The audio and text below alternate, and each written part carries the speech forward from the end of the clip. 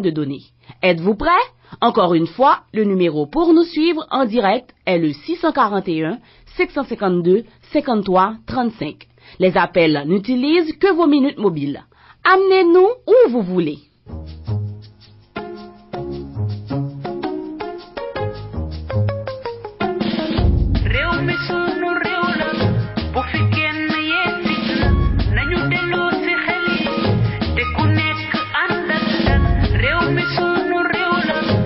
yàgg dëgg la te sul kër du ko teree feeñ gaañi en toute objectivité bokk si l'une des meilleures émissions de web radio bu leen rajo sunu kër di jagleel rawatina yéen ñu nekk bitim réew ak fu ngeen mën a nekk ci àdduna mu ngeen ko déglu via net ñu si yëkkati ay kàddu yu objectif lépp rek ngir tabax te xam ni Sénégal sunu gaal la seen kër sunu kër la ba tax na loolu la sunukër.com xam moo tax mu leen a jagleel seen émission en toute objectivité moo xam nga yëngu ci wàllu politique économique culture sociale sport bàyyiwul dara 17h GMT 10h ca Californie 13h quelque part aux États-Unis bokk si yomb na wooteel si 001 920 786 85 30 wala boo amee say laaji bopp nga envoyé ko par email si sunukër@hotmail.com wala sax gaañi am na lu gën a easy ajoutel sur Skype rajo sunu kër rek rajo sunu kër boole seeg moom sa bopp bu mat sëkk ci liggéey wi ndax kat ànd nag compétence indépendance et crédibilité juste pour vous informer waaye li moo neex waay kon na gaañi du fenn fii la ci kër gi la maison rajo sunu kër mooy bomb. Radio Sunu Kër, juste pour vous servir de la bonne musique. waaw man Ama Sène maa ngi déglu Sunu Kër FM altine bu jot 3h ba 4h ak Cheikh Ndiaye galgal mooy boobu. fi ngeen koy dégloo ci www.sunukër.com sunukër.com de la bonne musique. jaajëfate man la de Henry Poupa ci sa radio yaa ngi déglu Sunu Kër radio. Vous aimez nos émissions? Il est désormais encore plus facile de nous écouter en déplacement. Composez simplement le 641 652 53 35 pour nous écouter de partout aux États-Unis et ce, sur n'importe quel téléphone. Nous nous sommes associés à AudioNow pour faciliter l'accès à vos émissions favorites. Sauvegardez le numéro et économisez sur votre plan de données. Êtes-vous prêts? Encore une fois, le numéro pour nous suivre en direct est le 641 652 53 35. Les appels n'utilisent que vos minutes mobiles. Amenez-nous où vous voulez.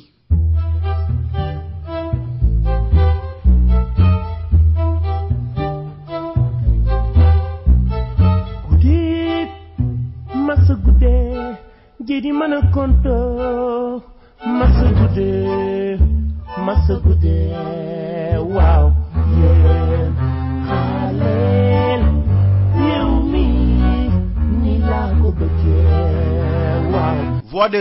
des jeunes di émission bu leen rajo sunu kër di jagleel yéen ndawu Sénégal moo xam ci li ngay yëngu ak si bépp domaine boo mën a yëngu rajo sunu kër talal na la microm fas yéene na la jàppale ngir liggéey gën a fës. Voix des jeunes di émission bu amul xaj ak seen ndax y a pas de sous-métier mbokk yi sunukër.com ànd seeg rajo sunu kër dimanche bu jot ca 10h ci Californie 17h GMT 19h à Paris kon nag yow boo dee ndaw te développement réew mi soxal la dimanche bu jot na nga ko kale ci sunu kër rajo ndax kat déglu sunu kër njëriñ neen la mën ngeen bokk tamit ci waxtaan wi wooteel si 001 920 786 85 30 wala bu fekkee da nga am ay laaj yooyu yónnee mën nga ko yónnee ci sunukër@hotmail.com wala sax am na lu gën a easy ajoutel rajo sunu kër ci Skype lépp rek sotti seeg def si la du fenn fii la sunu kër seen kër kër gi la maison gaañi kër gi rajo sunu kër mooy bomb. sunukër.com wala bokk yaa ngi déglu rajo sunu kër la radio des émigrés man la Henry Poupa di koy déglu fu ma toll. jaajëfate man la de Henry Poupa ci sa radio yaa ngi déglu Sunu Kër radio. jaajëfate man la de Henry Poupa ci sa radio yaa ngi déglu Sunu Kër radio. sunukër.com. Welcome to sunukër.com. Vous écoutez Sunu Kër radio. yéen a ngi déglu rajo Sunu Kër. jaajëfate man la de Henry Poupa ci sa radio yaa ngi déglu Sunu Kër radio. yéen ñi di déglu rajo Sunu Kër ñu ngi leen di gërëm bu baax ci seen fidélité. sunukër.com. sunukër.com. Welcome to sunuker.com. L'info autrement. L'info autrement est la toute nouvelle émission de la radio Sunuker et le site sunuker.com. Une émission présentée par notre lumière nationale, l'international l'Amazon, Sokhna Rama Diagne, et l'incontournable Amadou Mokhtar Mbaye, le chroniqueur, le pertinent. Il nous retrace les faits saillants de l'actualité nationale et internationale. L'info autrement, c'est tous les jours, du lundi au jeudi, 16h GMT, 18h Paris, en direct sur Sunuker Radio. Pour y participer, appelez au 001 920 786 85 30 ou 001 951 665 85 35. Vous pouvez aussi ajouter Skype Sunuker Radio ou participer via Skype en ajoutant Radio Sunuker. Mbokk yi, lii di émission bu bees tàq, l'info autrement di émission bi nga xamanteni Radio Sunuker ak sunuker.com ñoo leen koy jagleel ngoot bu nekk si bu 16h jotee ca Dakaru 18h ca Paris. Mbokk yi, Radio Sunuker moo ñëw ak yéen ànd si ak sëñ Amadou Mokhtar Mbaye ak Sokhna Rama Diagne Arwa, l'Amazon international, la Linguère nationale. Di émission bu amul fenn, émission bu leen di dëgtal xew-xewu bés bi. Dañuy faral di wax naan picc nga ci kaw waaye xel maa ngi ci suuf. Loolu moo waral Sunuker compétence bu ñu ko xamee, indépendance bu ñu ko xamee ak crédibilité bu ñu ko xamee mu jagle leen émission bu bees bi l'info autrement. Bu ngeen si bëggee bokk ci waxtaan bi yéen tamit mën ngeen a woote ci 001 920 786 85 30 wala ba tey 001 951 665 85 35 wala bu fekkee dañ ko bëgg a déglu tamit mën ngeen a woote ci 001 302 781 82 04 wala sax gaañi lu gën a easy doo fay dara ajoutel Skype Radio Sunuker. que la ñu voté cette résolution ñun si loolu la ñu nekk ñu si leneen. C'est vraiment ki ni nga wax parce que addina bi ko doy waar su ma seetee ba ne kii laa bëgg a dénk lii. waaw bu seetee di seet ci Sénégal yi ba ne kii laa bëgg dénk lii. yàlla ak man rek noo ko xam. ne kenn xam ko pour suuf ba tor ko talaa. ñii nga xam ne nag da nga leen fi fekk ma jox la poste bi. ñii nga fi fekk mu jox la poste bi. damay seede ni amul kenn ci ñoom. ne. ak ndax mu jox ko lii. ne kor yi nga fekkoon ci parti bi du rek yàgg noonu ñuy toog waaye nag amul kenn kuñ mën si jox bëgg bu tëb ne bu recevoir la ne ko lu tax nga jox loolu man. danañu ma jaaxal. ne bu ko defoon jaaxal. ma leen man wax lii wala lëleel. du leen wax lii wala lël. lu sama bëgg-bëgg bopp rek. lu dul rek sama bëgg bopp. yàlla moo ma xiir rek ci loolu man def ko ci yàlla ma ko sax. mënu ko expliquer am na ñu xam ne woon dugg seen bopp.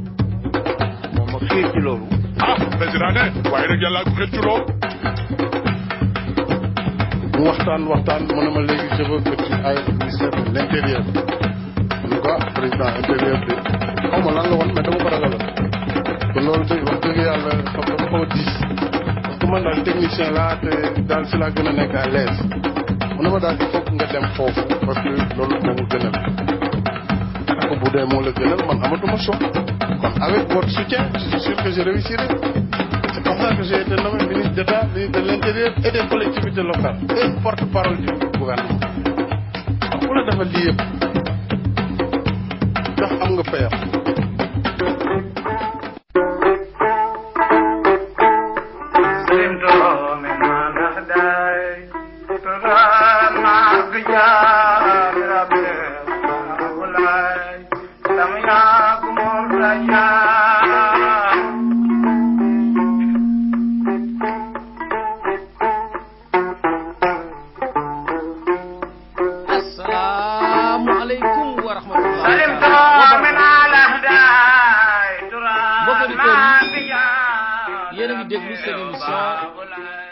L'info autrement tey jii nag di jeudi le 10 août 2017 ñu ànd ak mbégte bu rëy di dellu siwaat fii ci beneen émission bu info autrement l'info autrement xam ngeen ko émission bu ñu leen di defal la altine talaata àllarba ak alxames ñuy fas yéene waxtaane les faits saillants de l'actualité nationale et internationale di leen jox aussi opportunité ngeen intervenir pour interpréter l'information à votre manière loolu moo waral ñu confectionner émission bi ngir mën ko ànd ak yéen di leen nuyu ginnaaw bu ñu sante yàlla julli ci yonent bi sallallahu alayhi wa sallam ñu ngi leen di baalu àq di leen baal àq tey ñaan yàlla buur bi rabbu samaawaati wal ardi mu boole ñu ñun ñëpp baal jéggal ñu musal ñu ci musiba ak balaa ak deegu ñaaw te dama am un peu de problème technique ngeen baal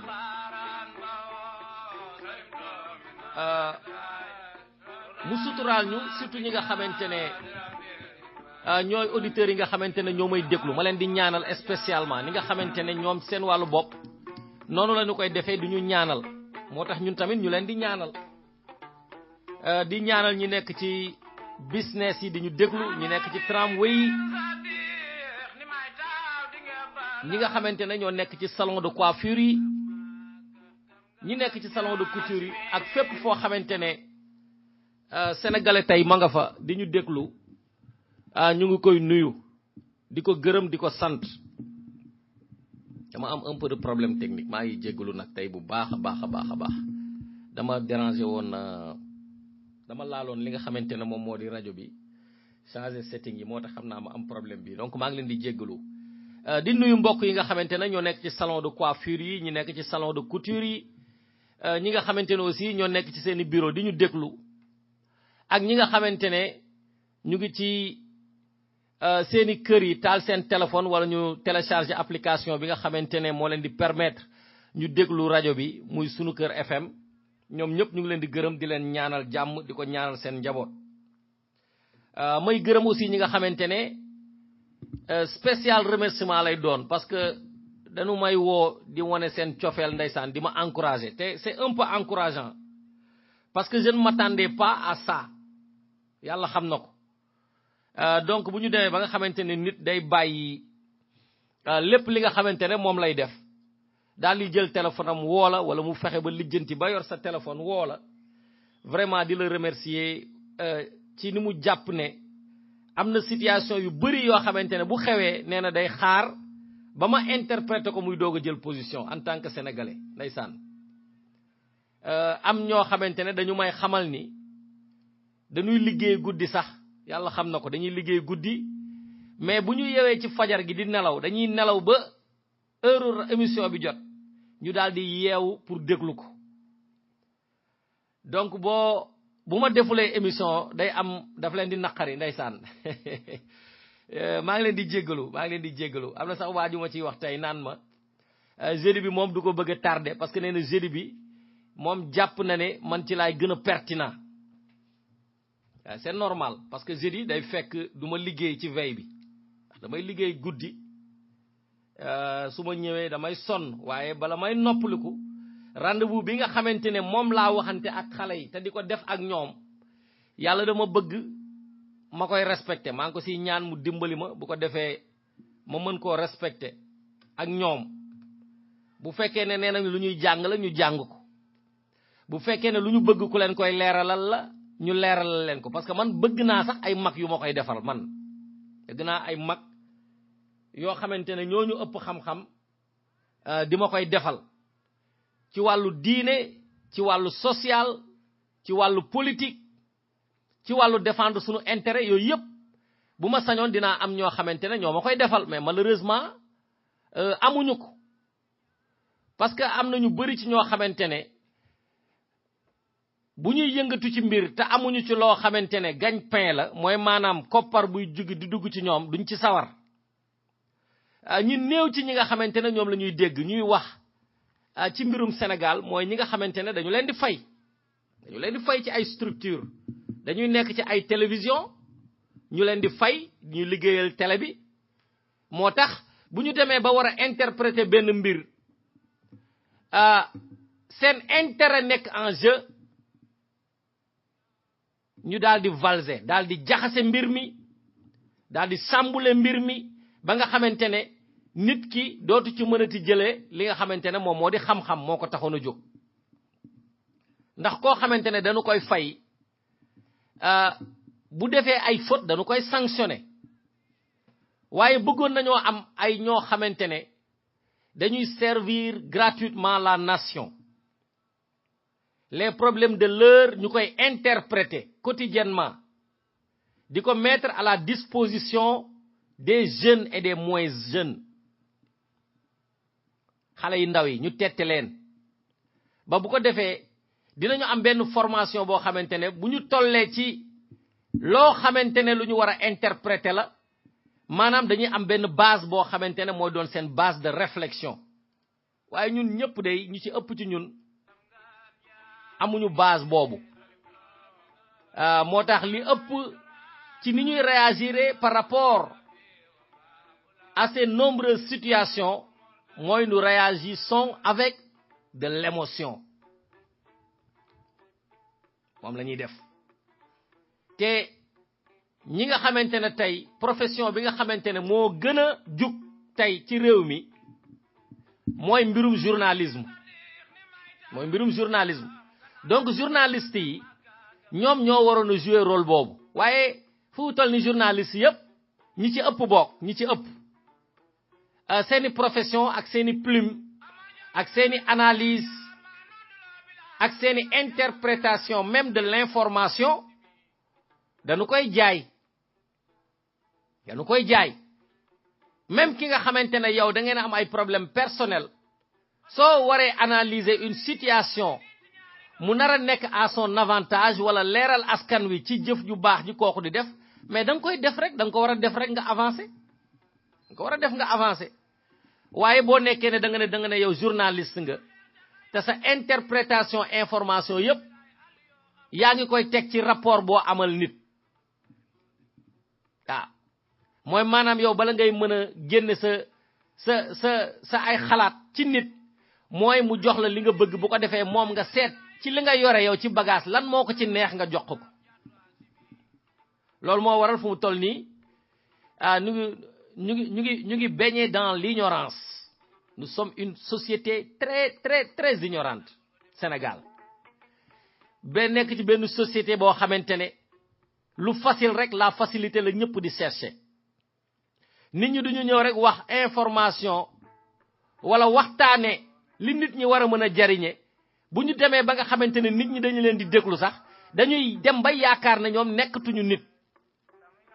ñu commencé ku ci nekk di wane sa bopp te nit ñi nag les personnes intéressées wuñu leen soo yoree benn médium boo xamee da nga ciy exprimer wu nit ñi di la déglu waxal li tax ñu lay déglu mais yow mënuloo jël yow sa vie ba ko def en exemple bëgg jël sa vie ba ko def en exemple maa mën lii maa am lii maa xam lii fii laa doon liggéeyee maa ngi yore sama teraanga maa ngi lii wala maa ngi laa nga defe ne loolu moo tax nit ñi di la déglu fekk nit ñi loolu taxu ñu déglu la waaye nit ñi tamit dégluwuñu la pour mën a xam bëgg a xam fan nga far ay bëgguñu ko te ñi la ëpp ci ñi lay wax ne maa am lii wala maa xam lii wala maa mën lii dara mënuñu ko bu ñu la waxee ne dañoo mën a mobiliser mënuñoo mobiliser élection législative yu ñu génnee wane na ko yi génn léegi nii wane na ko léegi fu mu toll nii mooy suñu référence de base pour ñi nga xamante ne ces grandes gueules là yi nga xamante ne ñooñu doon tympaniser 5 ans yi ñu génn wala nga ne toutes ces années là ñi ñu doon tympaniser léegi nag élection législative yi ñu génne moo ñuy servi de base même bu fekkee ne baaxul même bu fekkee ne gëmuñu résultat bi nga xamante ne moom la président bi ak njabootam génne ne moo xew war nañu wan tamit ne dañoo war a booloo am nañu mbooloo ba pare de mbooloo du doole koy répéter toujours il faut que ñu leeral cette nuance là mbooloo du doole booloo mooy doole booloo xam nga foofu fa nga koy xamee ci ñun jullit ñi dañu lay wax ne la ci xare Badar nga xamante ne c'était une bataille sainte bu yonent bi sallallahu alayhi wa sallam sunu référence yàlla ñu ko yàlla fayal wàcce jàmm ci njabootam ak ñi ko gëm ñépp bi muy dem di xeex ji ñu ne 313 lañu ñu néew lool comparé ak mbooloo bi nga xamante ne moom la ñu waroon a jàkkaar lool waaye boobu xam nañu ne ku ci nekk yow yaa war a xoolal sa moroom ginnaawam maanaam ku ci nekk yaa war a sàmm sa ginnaaw moroom ku ci nekk xam nga ne boo xefee ñu jaar sa ginnaaw lor la ba pare lor sa ay moroom ñoom ñëpp nekk ci état alerte nekk mbooloo moo xamante ne dafa booloo foofu la amee njariñ mais boo yoree mbooloo te booloowu leen mooy maanaam kenn du sàmm sa ginnaawu moroom kenn du suturaal sa moroom kenn du dimbali sa moroom kenn du fàttali sa moroom bu nekkulee ci dëgg nga xamante ne ñi nga xamante ne ñoo bokk métier te gis ay punaises yu nekk parmi ñoom di def loo xam ne waruñu koo def ñu wax leen ko ñun dañoo defe ne bu ñu la ko waxee mooy da ngaa soxor te xam nga liggéey bi ñuy def mënuñu ñu jàpp Macky Sall avec le gouvernement ak mbooloo mi mu àndal ñu leen di wax ne ay defkatu lu bon ngeen ay narcissiste ngeen ay fenkat ngeen ay workat ngeen ay sàcckat ngeen ay lekk alalu réew mi luubal alalu réew mi ngeen ay népotisme ngeen di def ci réew mi vous êtes des népotistes dégg nga ay ethniciste ngeen ñu jël toutes ces qualifications négatives ñu jël ko bëgg koo teg seen kaw ba pare ñun ñu bëgg bu ñu mbooloo toppee ñuy def la même chose kon ñun ak ñoom ñoo yem léegi nag ñi nga xamante ne ñooy say père ñi nga xamante ne ñoo nuru ak yow même bu fekkee ne bokku leen métier mais yéen a nuru li ngeen di def da ngeen war di fàttali wante bu ko defee ñu am qualité loolu day tax ñu am qualité te loolu mooy indi booloo loolu day tax ñu am ci qualité ci métier yépp nga xamante ne dañu koy def mais nit ñi dañuy defe ne bu ñu bokkee corps de métier wala ñu bokk ay domaines yoo xam ne dañu ciy yëngatu woon rek dañu war a supporter wante gars yi xamuñu sax lan mooy supporter wante quoi journalistes yi dañoo defe ne dañoo war a supporter wante ñi nekk Facebook dañoo defe ne dañoo di animer ay affaire bokk li ñu koy defee dañoo defe ne dañoo war a bokk groupe di suturaalante quoi di jàppalante te léeg-léeg nga dégg nit mu wax loo xamante ne waru koo wax nga war koo woo leeral ko te duñu ko def nga nekk policier gis sa moroomu policier di def loo xamante ne àndul ak corps de métier bi nga ne da nga koy suturaal parce que sa camarade la soo nekkee politicien noonu soo nekkee marabu noonu ndax marabu yi ñoom duñu critiquer wante moo tax dañuy naxante rek dañuy bàyyi ñu ñuy nax rek parce que ñi ñuy nax ñenn la rek mooy ñi ko gëm topp leen ñu lay dig loo xamante ne amuñu ko donc ci corps boo ci dem rek ku ci nekk da ngay defe ne nga suturaal sa moroom moo gën mooy maanaam nga défendre ko même bu nekkee ci ay caaxaan nga gis ko muy salteen yoon wi nga nekk liggéey bi ngay nekk nga xamante ne bu demee ba siiw ci salteel ko yow doo ci mucc ndax bu ñu paree ci moom ci yow la ñu jëm li gën mooy nga fàttali ko mu defarwaat parce que gis nga ku ñëpp naan jaajëf te nga dëkkee loo xamante ne jarul jaajëf bu yàggee nga dem ba defe ne yow loo def rek jaajëf la moo tax te comme que ay nit lañu dañuy juum il faut que bu ñu juumee am ñu baax ñoo xamante ne te ki lay jubbanti toujours mooy ki la bëgg billahi yàlla xam na ko mais ñun olof njaay dañoo yaakaar ne ku ñu jubbanti rek dafa soxor te fekk nit dina la bañal ëllëg gàcce ngay def sa ay fen mu dimbali la pour que nga bàyyi ko ndax bu ëllëgee ñu bañ laa taaj di la wax ne lii yaa ko fi defoon wala yaa ko fi waxoon te du dëgg loolu nag dañ cee war a góorgóorlu ñëpp ñoo ko war a def médecins yi dañu ko war a def seeni moroomu médecins yi di arnaquer le peuple avocats yi dañu ko nar a def seen moroomu avocats yi di arnaquer le peuple surtout avocats yi nga xamante ne ñoo yëngatu ci wàllu émigration di sàcc alalu sénégalais yi moo xam fu mu mën a nekk ci bitim réew di leen dik ay këyit lekk seen xaalis sàcc ko te xam nañu ne mënul leen amal këyit ñuy dunde ay riba. journalistes yi dañu ko war a def politiciens yi dañu ko war a def ku ci nekk sax da nga ko war a def ndax sa mbokk sénégalais boo ko déggee mu nekk ci loo xamante ne du yoon nga woo ko wax ko loolu devoir la bu nu ko defoon rek dinañu defar réew mi. mooy li may wax ci élection législative yi tous ces politiciens véreux yoo xamante ne waxoon naa leen ko ca début bi ma ne leen Macky Sall bi mu leen ubbilee affaire bi ne leen yéen ñëpp mën ngeen nekk candidat te xamu leen condition yi bu ngeen ci duggee mu ngi feeñal ñi nga xamante ne ci yéen ay politique ngeen bëggoon dugg. yoo bëggee dugg ci politique te nga nekk une personne courageuse digne nit koo xamante ne dangaa jub bëgg a doon exemple da ngay fexe naka ngay booloo ak ñi mel ni yow ngeen jaar ci yoon les voies yi nga xamante ne yu yoon nangu la ngeen jaar ci ngir yëngatu ci wàllu politique dara newu ci. mais boo ko buggee def te amuloo ko courage ngay seet yoon wu gàtt mi ni nga xamante ne ñun sénégalais yëpp yoon yu gàtt yooyu la ñuy seet gudd geen buy daje koo xamante ne dafa gudd geen dañuy naxante rek te Sénégal fu mu toll ni loolu moo fa nekk ñemewuñu intégré yoon yi nga xamante ne mooy yoon yu normal yi nga xamante ne ku fa jaar moom lañu ko digle mais dañuy seet ay yoon yu yomb pour bañ a sonn pour bañ a maanaam ñaq waaw léegi nag ay ñoo xamante ne dañuy muusantu wala ay siboorukat bu ñu dajee ku ci nekk bëgg sibooru sa morom ay naxante la rek du sotti sunu bopp rek la ñuy nax nee nañu bukki dafa mos a dem fekk gaynde mu toog mu am lu mu soxla ca wetam mën naa am sax ma déformer mbir mi waaye daal mu taal ay mat dem na bukki ne ko gis nga saxaar sële ngay gis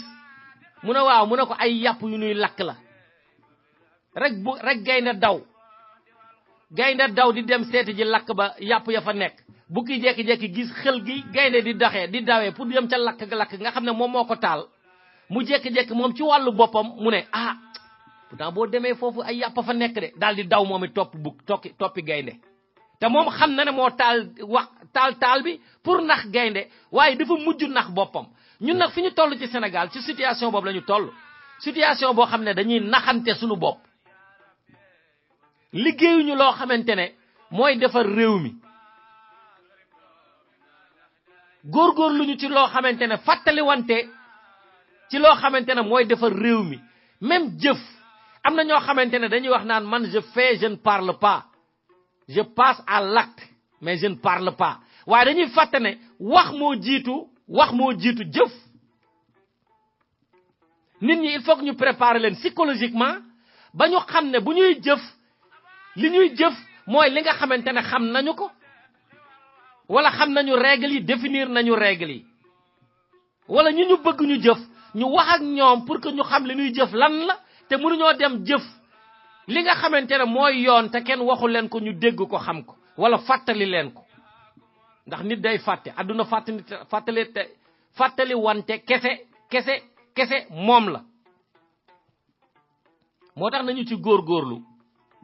recommandation la boo xamante ne tey dama ne woon su ma ñëwee moom laay duggee parce que des fois da ngay def émission ay nit di woote di wax ne critique bi doy na passons à l'acte passons à quel acte yow li nga xamante ne moom ngay préconiser sax soo ko waxulee nit ñi duñu ko xam donc il faut que ñu wax suñu waxulee tamit am na ñeneen ñoo xamante ñu ngi wax te ñun ñu ngi koy dégg waaw moo tax booy wax nag nañu wax ci li nga xamante ne moo ñu concerné li nga xamante ne moo ñuy jariñ li nga xamante ne moo ñuy fàttali li nga xamante ne moo ñuy jubal li nga xamante ne mooy yokk suñu bëgg-bëgg ci réew mi nanu koy fàttali wante waaye aussi nanu wax ngir dénoncer ñi nga xamante ne ñoo ñuy yàqal ñoo ñuy réeral ñoo ñuy tiital ñoo ñuy fàtteloo suñu bëgg-bëgg bi ñu am ci réew mi il faut que loolu ñu koy leeral saa su nekk semaine bii ñu génn nag ñaari fan yi ñu génn sax laay wax ay xew-xew yu bari dafay am ndax jàpp nañu sëñ Assane Mbacké taxal ko ci xew-xew Touba yooyu ba defe naa ci la ñuy doon enquête ba daal di koy dañ ko téewoon te su ma juumulee dañu ko déféré d'après information yi nga xamante ne génne nañu ko ñu ne dañu ko déféré moom ak ki nga xamante ne moom la ñuy wax Modou Lo ñu yóbbu leen ca parquet bu Diourbel jiiñ leen ci mbirum élection yi la fa xew waaye aussi soxna soosu nga xamante ne moo di Ami Collé moom it ñu tëj ko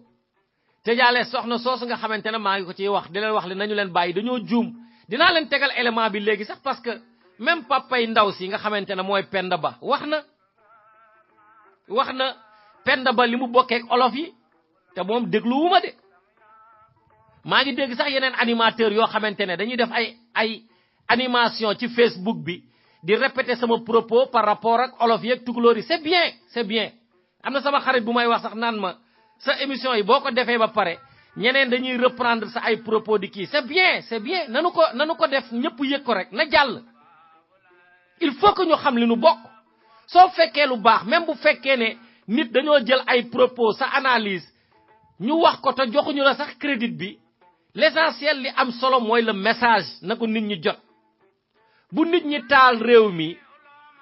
parce que dafa am benn président boo xamante ne dafa bëgg loolu la bëgg ñu def ko ñun bu ñu ko def parce que ñun xam nañu lu ñu bokk ñun xam nañu lan moo nekk ci diggante séeréer si ak tukulóor si ak wolof yi bàyyu Penda Ba mu ngi sortir sax ndeysaan di ñaawlu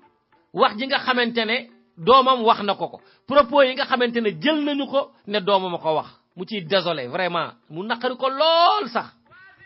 ndax nee na Penda Ba xamul ne rakkam bi topp ci moom jëkkëram ki muy sëyal wolof la ana ban wolof moo lay taxaw di la wax ne amuma maamu tukulóor wala jabaru tukulóor wala mbokk tukulóor wala nga am koo jege koo xamante ne tukulóor yi la nekkal amul benn kese lanu benn xeet lanu léegi nag bu ñu amee benn président boo xamante ne moom seytaane li ko tax a jóg mooy lan la mën a def rek ba yàgg ci pouvoir bi ndax 12 ans yi nga xamante ne moom la ko constitution bi di may sax billahi doy ko te bala ngeen koy xam ñu yegg ci malheureusement je suis désolé di koy wax à l'avance te ni ma koy waxee lu ci ëpp ma koy teg ci ay analyse jàngat yoo xamante ne ay bind la yu ma teg di ko xool di soppi ay mbir parce que am na ay données yuy changé dellu si waat génn ak beneen interprétation noonu lay mujj demee bu fekkee ne après amul yeneen données yu changé entre temps mais lu ci ëpp noonu lay demee je suis désolé de le dire mais 12 ans yi ko constitution may sax du ko doy billahi wallahi taala du ko doy fu mu toll nii élection législative jàll na ni mu tëddee yéen ñëpp gis ngeen ko ba tax na Abdoulaye Wade def na conférence de presse démb ànd ko ak ñoom Mamadou Lamine Diallo ak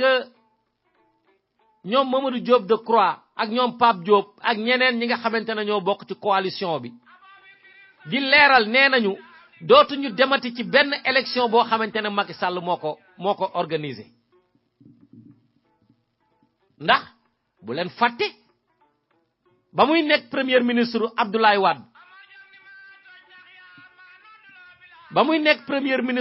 Wade te Dadis Camara teewoon West Afrique yépp ndax def coup d'état jàpp waa réew di leen sonal Abdoulaye Wade convoqué ko mu ñëw bokk na ci li mu ko wax lu nit ñi dégg mooy yaay président yaay organiser élection boo ko organiser gagné ko sax la nit ñi mën a comprendre que boo ko deful waaw Macky Sall xam na ne mooy organiser ay élection Macky Sall xam na ne mooy tànn ministre de l'intérieur Macky Sall xam na ne mooy désigner commission bi nga xamante ne mooy superviser les élections Macky Sall xam na ne mooy confectionner carte électeurs yi Macky Sall xam na ne mooy choisir fan la bureau de vote di nekk fan la nu koy ubbi donc bu fekkee ne dafa décider ànd ak malhonnêteté ne fii bëgg gu ma fee jóge parce que doyaluma wala yaakaar naa bu ma fi jógee fii Abdoulaye Wade wax ne fa laa jëm ndax ñi may tëj kaso maa leen di wuute maa leen fay wuutu du gaaw a organiser ay élections yooyu dafa leer du ko gaaw a def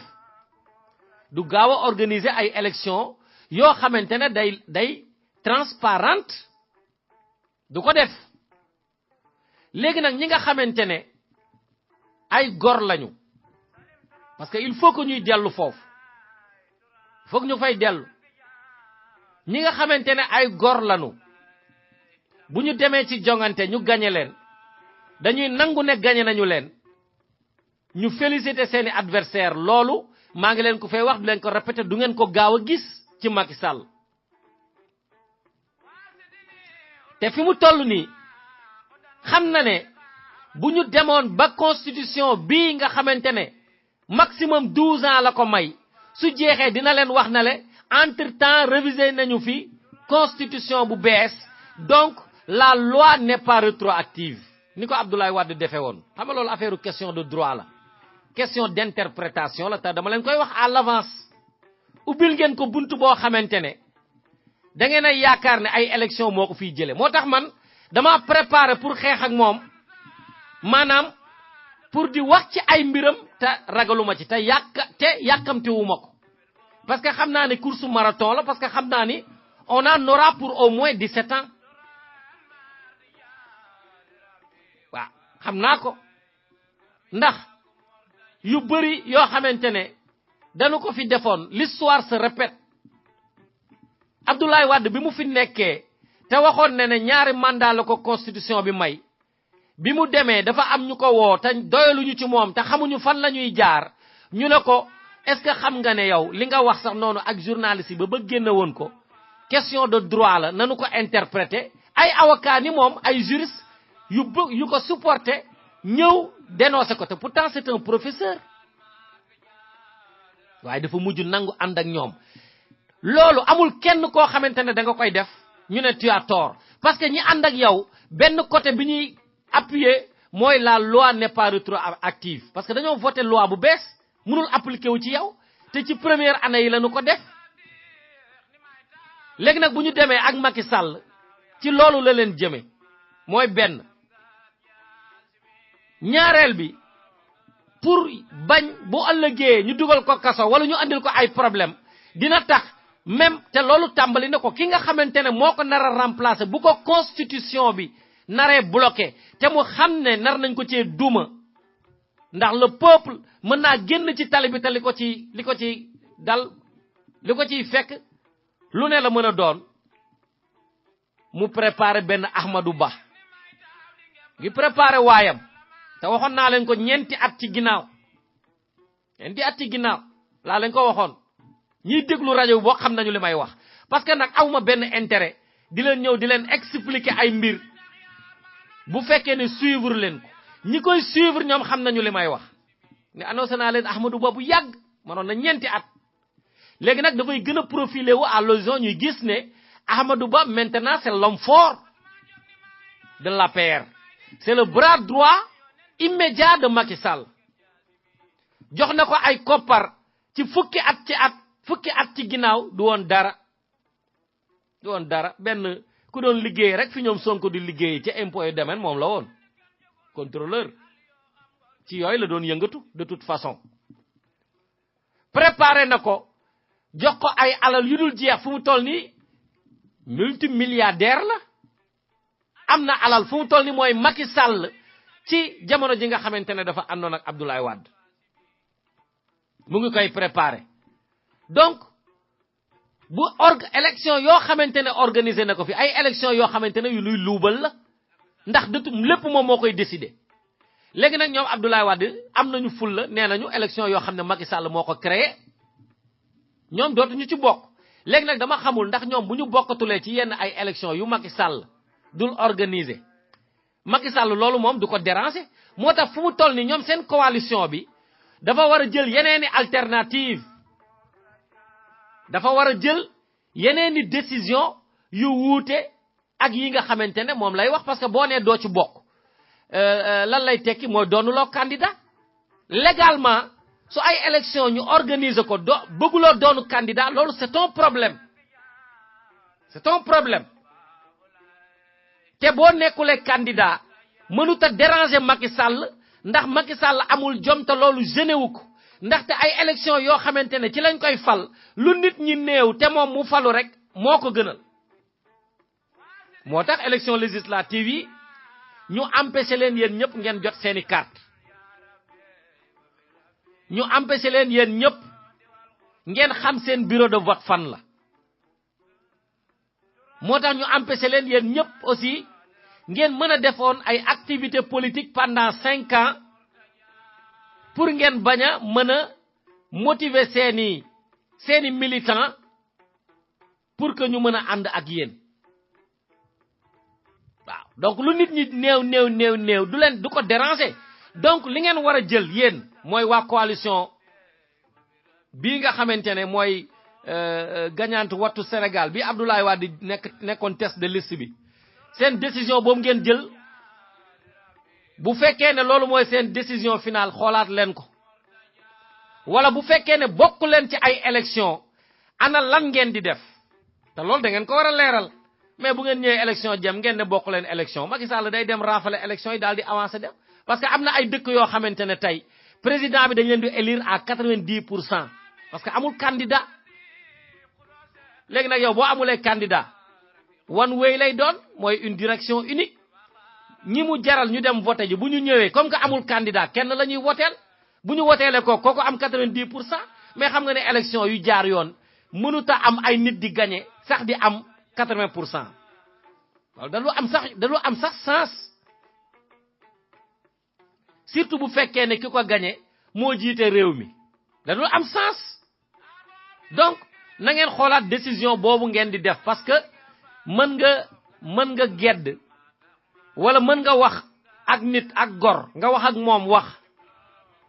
te doo ko laal say propose gêné ko waaye kii nga xamante ne moom ngeen séqal moom du gor Sidi Lamine Niass wax na leen ko nee na leen ab jaam la ab maccuudo la wax na leen ko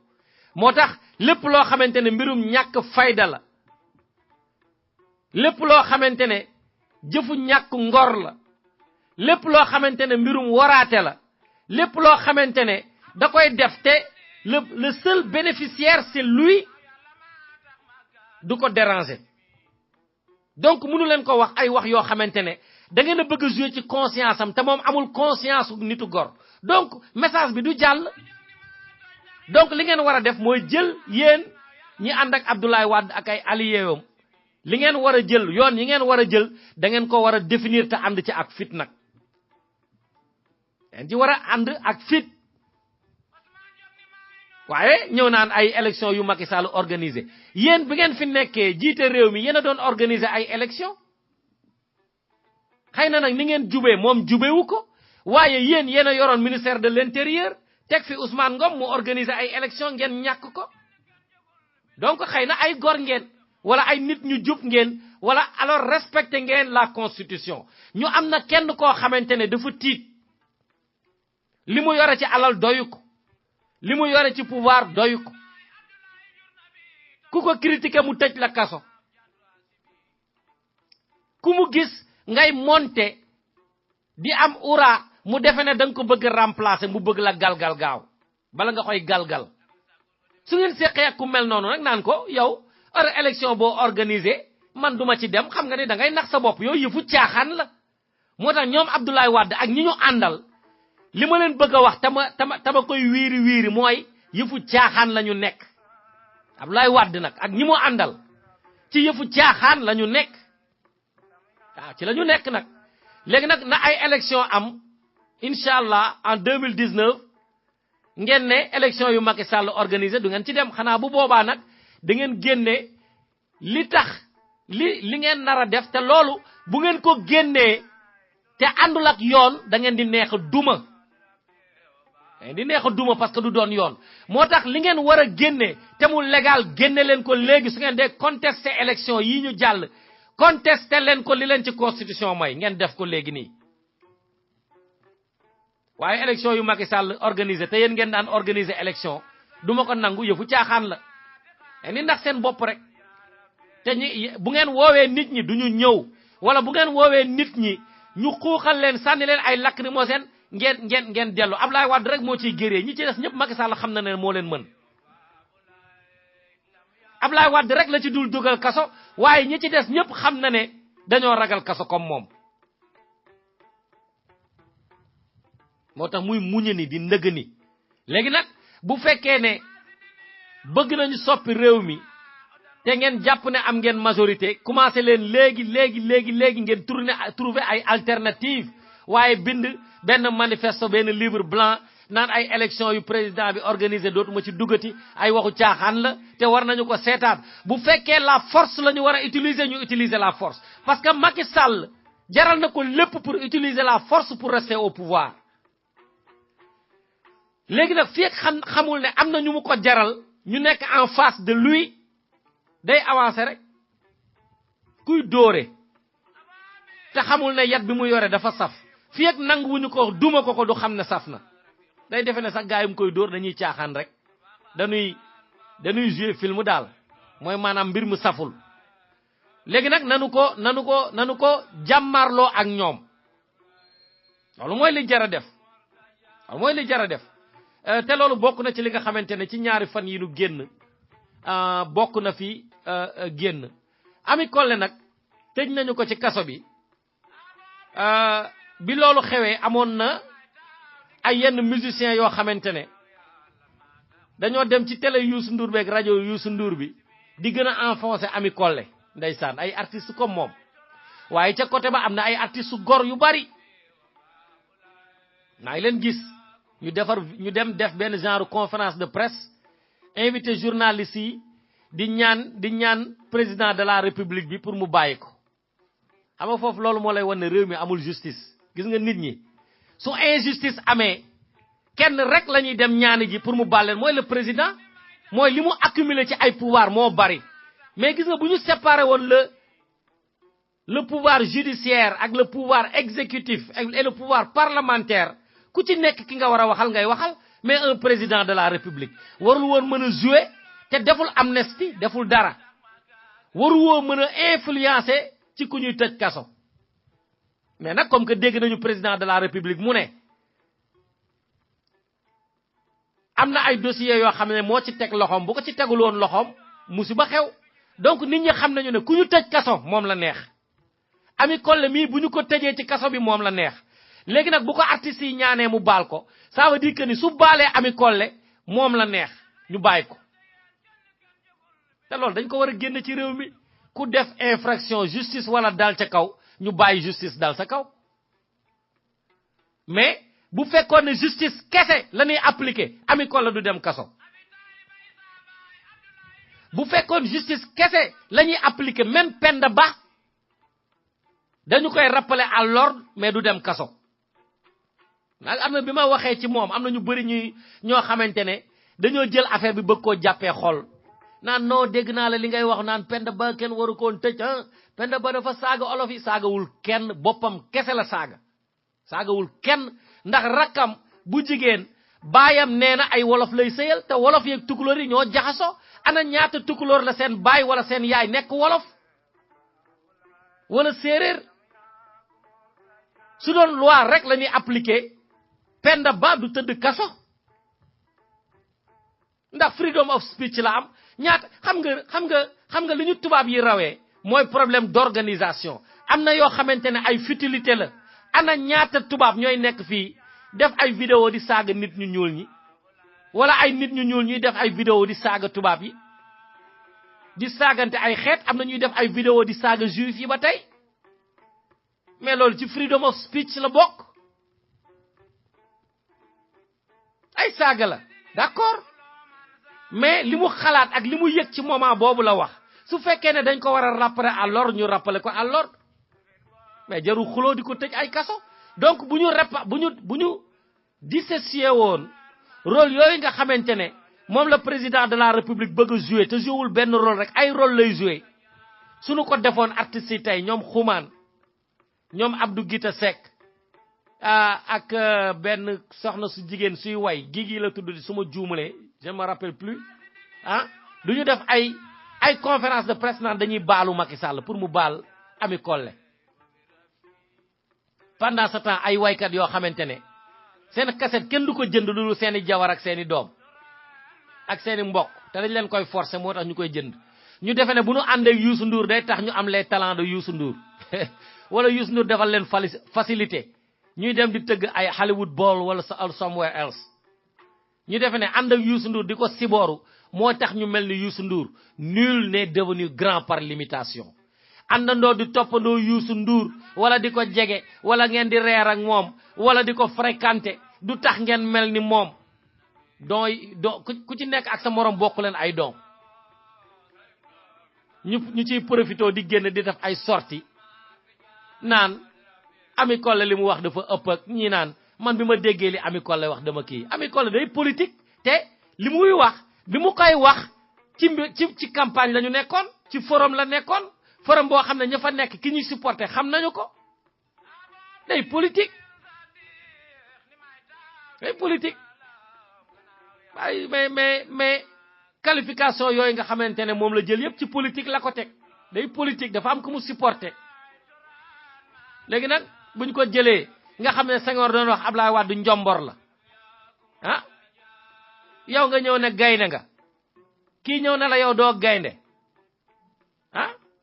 wax la li nga doon sa jikko mbonaat beeg sa jikkotu jasit beeg sa jikko yooyu yëpp nga xamante ne ak yeneen yama xamul ne moom nga yore mu rappelé la ko nga bëgg a mer amul sens léegi nag na ci ñëpp sóoraale ko pour que ñu xam ne opposants yi ñu nga leen di tëj kaso ndax président bi li nga xamante ne moom la xam mooy képp koo xamante ne da nga koy gêner rek mu tëj la kaso moo tax tey Assane Mbacké ñu déféré ko au parquet de Diourbel te xam nañu ne Touba ñàkk a jot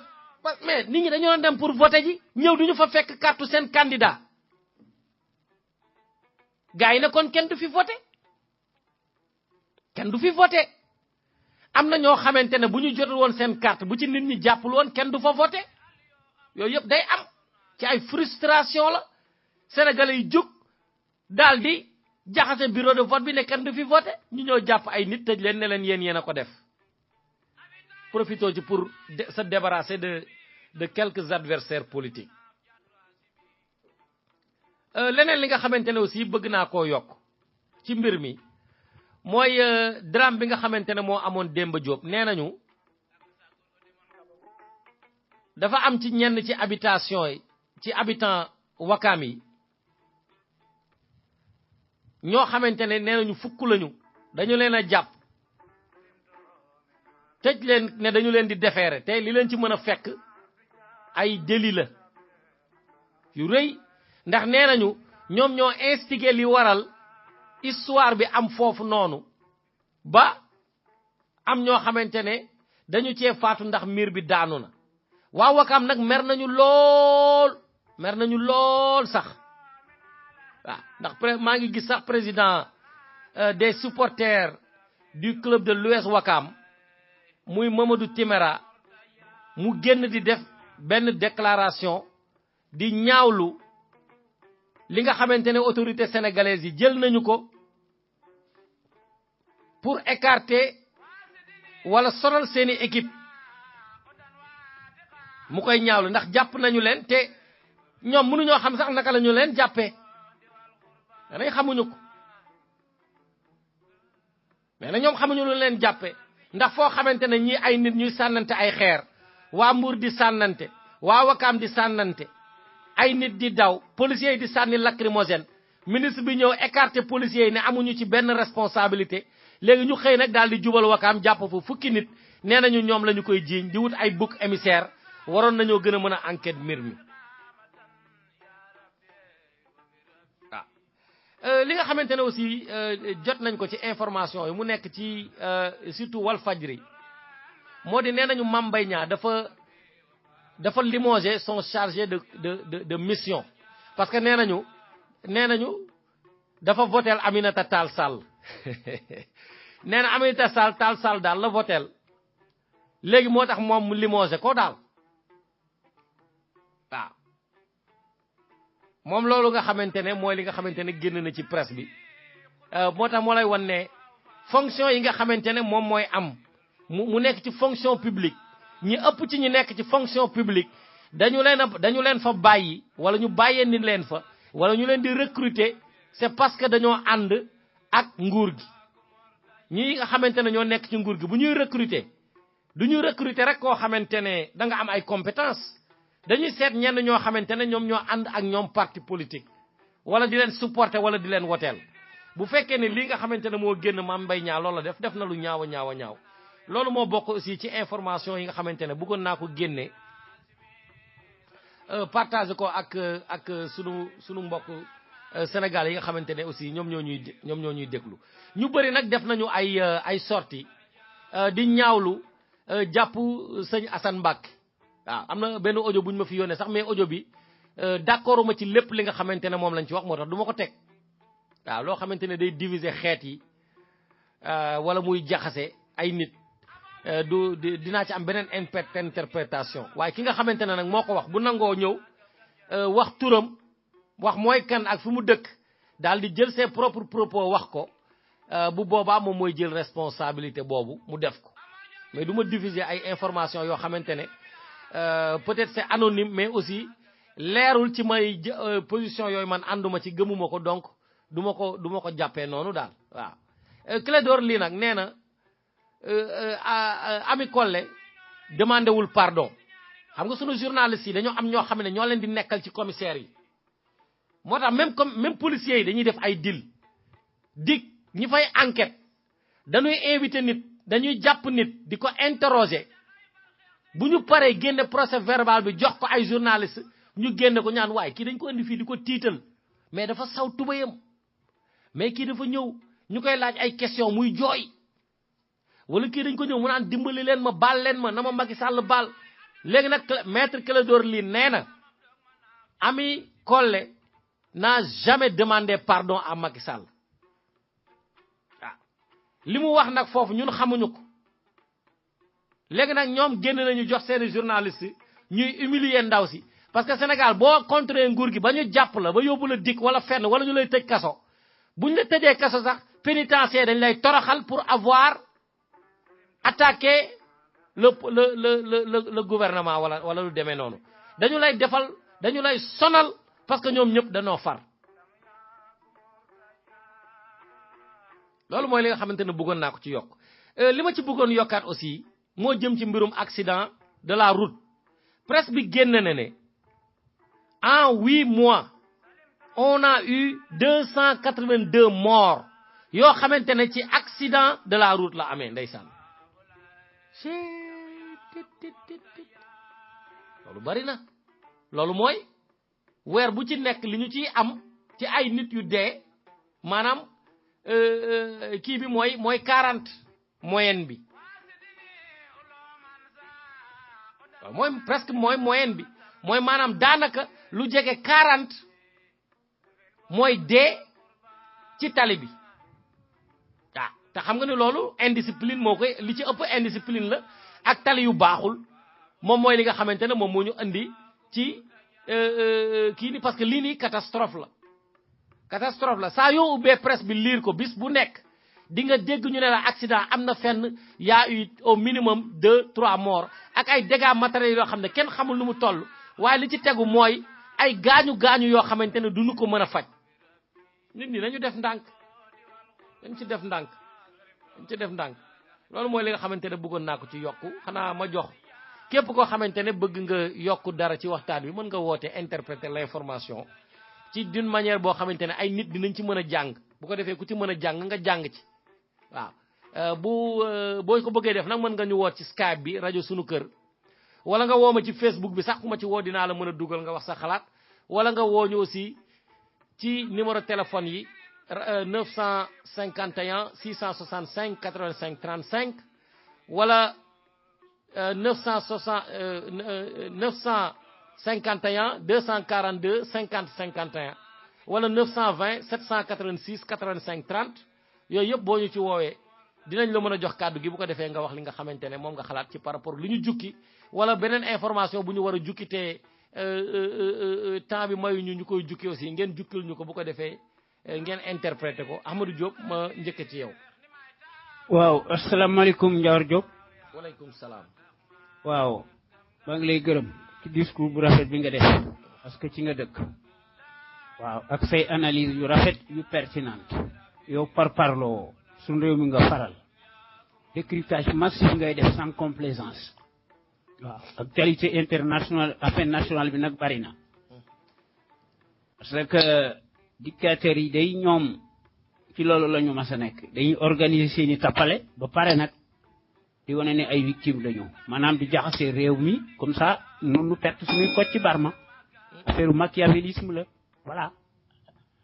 à la sénégalaise parce que c'est ce que tente de faire le godillot sénégalais en miniature waaw ñëpp xam nañ ko. man nag benn constat rek laay jëkk a def doogu nag wax li nga xam ne moo ne ci dëkk bi wax analyser li nga xam ne moom nga wax moom nga jukki soo ma permettre voilà léegi dafa am loo xam ne daf maa xaw a jaaxal maanaam xam nga les médias internationaux cartélisés ñi ngi dénoncer les élections présidentielles ci Kenya ñu naan sàcc am na ñuy tam dëmm Maduro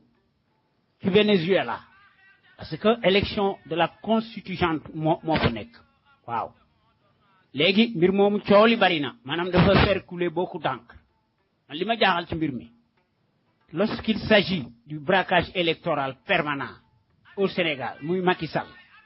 te seen wax bari woon na démb ci Sénégal Abdoulaye Wade moo fi nekkoon kon lu tax tey média yooyu maanaam ñu def seeni silence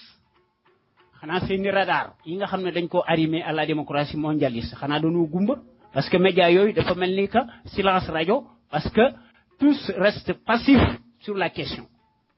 xanaa ñoom amuñu ay archives xanaa ñoom musuñoo bind ay articles xanaa ñoom gisuñu seetaanañu vidéo Macky Sall bi maanaam kon mbir moomu 2 poids et 2 mesures la incongruité la boo xam ne man dama koy naqarlu parce que kooku day susciter des interrogations légitimes waaw te Abdoulaye Wade def na benn discours wax nga ko parce que nee na en fait c'est une menace voilée boo xam ne nee nañu daf ko def en direct ci fan maanaam sa résidence maanaam daal dane duñu bàyyi Macky Sall ak son gouvernement ñuy organiser ay élections présidentielles ci 2019 man jàngat bi ma koy jàngat mooy c'est un discours de haut niveau crypté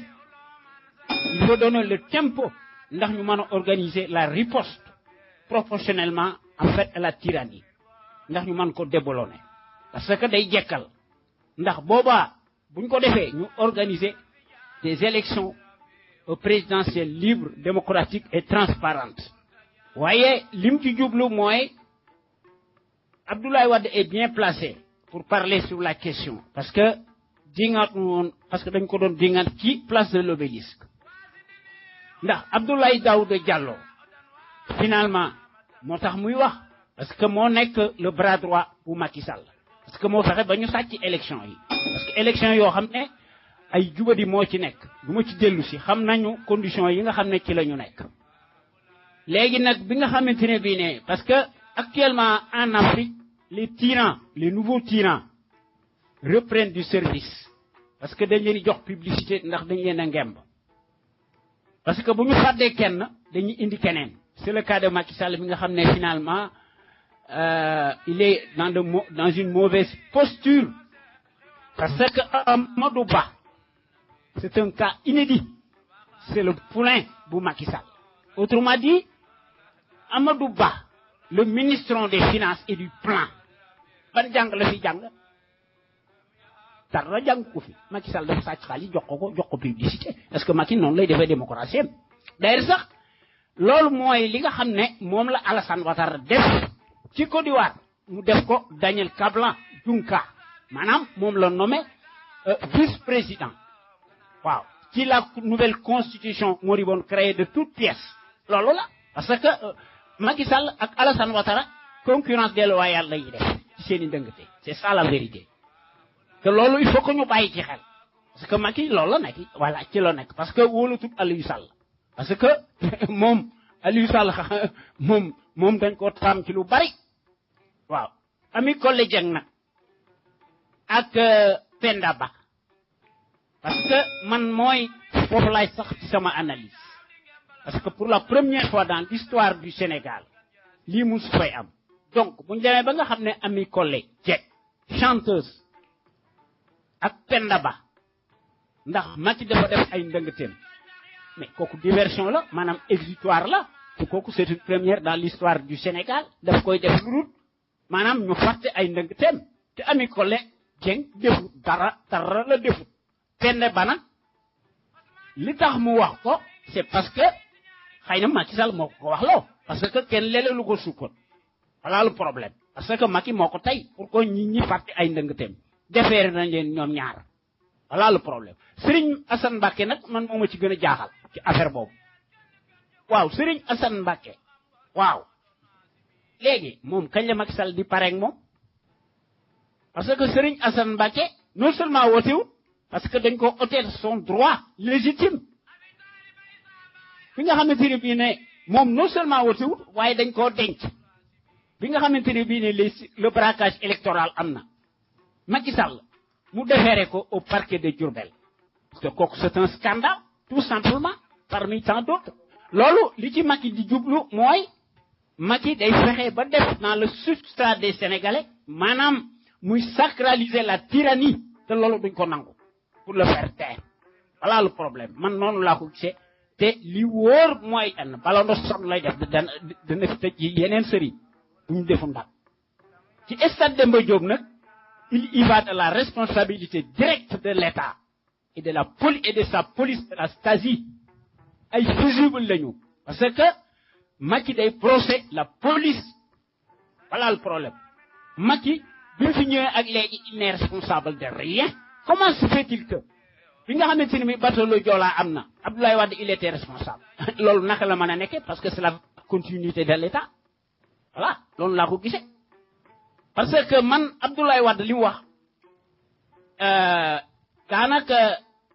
man moom laa mas a wax parce que yàgg naa ko marteler à maintes reprises waaw parce que man ci position boobu laa nekk parce que dama koy def comme ni ko Huître defee sur son rocher Macky di organiser maanaam ay comédie électorale ba pare di ko perte voilà le problème il faut que ñu seet yeneen pexe yoo xam ne te ci lañ koy organiser man noonu laa gisee li nga xam ne moom la Abdoulaye Wade wax maanaam Abdoulaye Wade li mu bëgg mooy ñu fexe ba def yeneen mbir yoo xam ne parce que xam na ne ay carte du ko fi jëlee parce que di organiser ay élections maanaam un imposteur maanaam lu mu loo weddi ko day nekk un tic pathogène chez lui boo xam ne moo koy poursuivre parce que Macky ci loolu la nekk parce que Macky maanaam wax dëgg lui est totalement impossible parce qu'il est réfractaire à la démocratie c'est un disciple caractériel du diable dont il est l'unique représentant au Sénégal c'est un démon porte-bonheur la pour lui parce que chance la parce que fexe na ba diviser Sénégalais yi lu neex mu jàll ci leen lu saytaane noonu ngay def te kooku daf koy def en toute logique c'est ça l'attitude d'un traître lâche voilà le problème parce que moom ci boppam xam na ne c'est un fourbe voilà parce que alxuraan dafa wax ne su fekkente ne bii ne yaa ngi dëkk ci fen kon kooku gëmatoo l'islam opportunisme laa fi gis un arriviste boo xam ne amul benn part de responsabilité voilà le problème te il faut que ñu seet les yeneen pexe yoo xam ne ci la ñu nekk ndax mëni su fee nekk ba illaa yow mi diini Macky Sall ak sa sarabande de Tunguru finalement amatuñu benn légitimité ci dëkk bi lépp loo xam ne ñi ngi koy def dañ koy weddi masla bi nga xam ne ci la ñu nekk man day ni ma ko gisee c'est tout simplement synonyme d'abdication et de couardise. Total ne paye pas et n'a jamais payé. il faut que nous utilisions d'autres paramètres distincts des circuits électoraux et des discours. Voilà le problème. Parce que, affaire Masla, c'est totalement obsolète. Parce que Macky def tout simplement pour se maintenir au pouvoir par la tyrannie. Voilà le problème. Parce que le renégat, mom li nga xamné en chair et en os ci la nek xamna li tax mo nek ci parce que li tax mo koy def parce que il ne compte que sur la logique sur la logistique manam des prétendus accords de défense yo xamné bidon yo xamné nekkutul le prolongement du colonialisme soft lolu la d'ailleurs li koy prouver moy limu yak mais fan ci passé mais presse bi amna lu ñu Macky Sall dafa commander 30 millions d'euros pour la livraison des armes. Voilà. Kon Macky ne travaille que pour l'émergence coloniale. Tu connais non? Lolo motax mu nek l'envoyé spécial colonial en Afrique attitré accrédité à Dakar. Voilà le problème parce que Macky ci lolu la massa nek billahi ay carte du ko fi jël. Kon am nañu yenen taxé yo xamné beaucoup plus efficace que les suffrages universels prétendus qui ne sont que synonymes d'un brigandage d'État permanent point barre lenen amul fi parce que li koy woné moy li nga xamné moy ci rew li nga xamné ci lañu nek parce que sujet bu jeex benen sujet ñew Macky s'en fout de tout dembu compter tay ji moy compter parce que Macky utilise sans retenue la force publique parce que jot na sëkk nak wax deug yalla manam ñu sét menen taxé parce que Macky ay carte du ko fi jël 2019 pile ay carte du ko fi jël parce que kin bu nak neex bu baax xé voilà le problème. Quand on dit que madame, je veux dire que Macky Sall, il a du kilo pour les élections qui sont bien passées. Maintenant, elles ont été bien organisées. Mais qui de nous cocouli? Scandale, ce hold-up électoral permanent. Madame Diko Daganal, la majorité des Sénégalais votent nous. Nous faut articuler. Nous avons tyrannie parce que par ta presse de certitude de l'affaire. Contradiction. Mais nous ne pas. Voilà. Nous ne pas. C'est la première dans l'histoire du Sénégal. Macky nous n'a. Parce que c'est le rapport de force qui doit primer et qui doit changer de camp. Il est impératif, tout simplement, que nous soyons tous debout, comme un seul homme, pour faire quoi? Comment? Voilà le problème. Parce que Macky, il faut que, maintenant, waratuñ fi nekk di édulcorer suñu discours, parce que ci la def jëriñu dara. Boo daa di kono duma la topp fu ngeen jëm daa sotu. Macky du reconnaître mukk son esprit étriqué sur la chose publique et sur la gestion de l'État. Parce que dafa ko personnaliser. Parce que dafa xam li muy def. Voilà le problème. Et maintenant, nous payons le prix fort. Ku yaakaar Macky Sall ay moo ko fi jëlee ak nax sa bopp. Voilà le problème. Ma tey li ma gis mooy. Billah. Pour ma suñu aar élection. Parce que tout à l'heure, mais 2019 su approché. Parce que Macky a son calendrier qui maintenant xaar ba nga xam ne élection jar na des na ñetti weer mu changer les règles du jeu te kenn du wax Macky ci pantin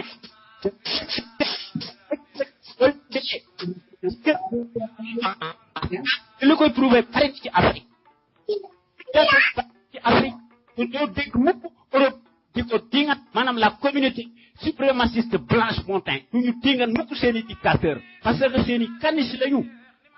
Voilà le problème. Xoolal ma pétrole bi nga xam ne ci la Sénégal nekk. Plus de pétrole yi kenn mënatu koo compter. État du Sénégal amu ci lu dul 10%. te Macky Sall mosu cee wax. loolu moo tax muy def tyrannie maanaam le braquage permanent ndax casse du siècle ci la dëkk. ñun est-ce que mën nañ fee nekk lu Macky Sall def boo liggéey ñu ne non loolu boo liggéey de toute façon du am déedéet. parce que ci boo ko joxee tuuti mu yéeg ci tamba ci loolu la xam. force la xam. tàggal sant la xam ne ci tall bi tàq ko pour ñu juger ko parce que il a fait muntu par jour yoo xam ne il est le seul responsable parce que xam na le ko voilà parce que dikkat du génn ci pouvoir bi par les cartes et par les urnes parlantes au contraire day koy sàcc jërëjëf Ahmadou lu dul une simple formalité administrative. Quand 14 pays tous assujettis au colonialisme soft. Amadou foofu baax na ma mën a may ñeneen ñi ñu mën a wax parce que li ci des bëreetul te bëgguma passer 2 heures de temps tey Omar ak ma jox la kàddu gi rapidement comme ça mais tey yaa ngi doon def bruit yu bëri de ni bëgguma ko soo wootee da ngay tëj sa micro su ma la joxee kàddu après nga kii mais boo ko bàyyee noonu li ngay def sa kër yëpp di jàll ci rajo bi rafetul de non non garaawul baa ngi jégalu waaw acca ñu déglu la jégalu waaw ma ne